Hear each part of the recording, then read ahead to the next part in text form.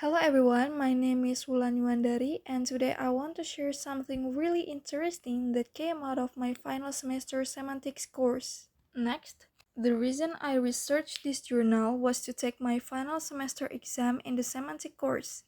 But more than that, I really wanted to understand semantic concepts better and also practice my linguistic analysis skills on real data. So, what is the purpose of the researchers? The purpose of the researchers is to explain the presupposition and common ground of the movie Harriet, which was released in 2019. They analyze through speech between film characters that contain elements of presuppositions. This analysis is conducted with a slavery discourse perspective. Okay, next, research method. They use a literature study technique. This means closely observing the Harriet film script by observing the corpus and supported by theories from books, scientific journals, and relevant articles. The theory of presupposition used is the idea of you. And what I found? I found 17 instances of speech that contain presuppositions related to slavery. This broke down into 5 counterfactual, 5 potential, 5 structural, and 2 factive presuppositions. The other types like lexical and non-factive were there but didn't directly relate to slavery.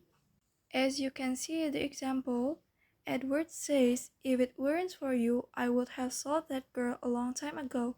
The hidden assumption here is that Edward did do something for Gideon and that Edward really wants to sell Harriet.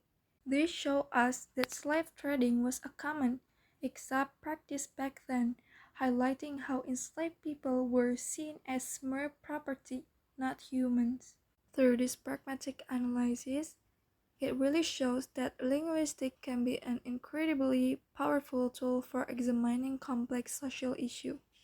So the point is, from this research, we can see the presumptions behind the speech in the film Harriet are really able to clearly describe how the discourse of slavery is present and attached throughout the story. Every time a character speaks and contains an assumption, we can understand its meanings.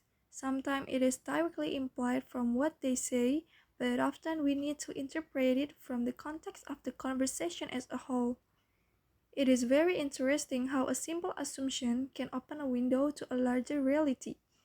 Well, this is closely related to what is called common ground between the speaker and the person they are talking to. More closer the relationship, the more common ground there is, and the easier it is for the assumption to form.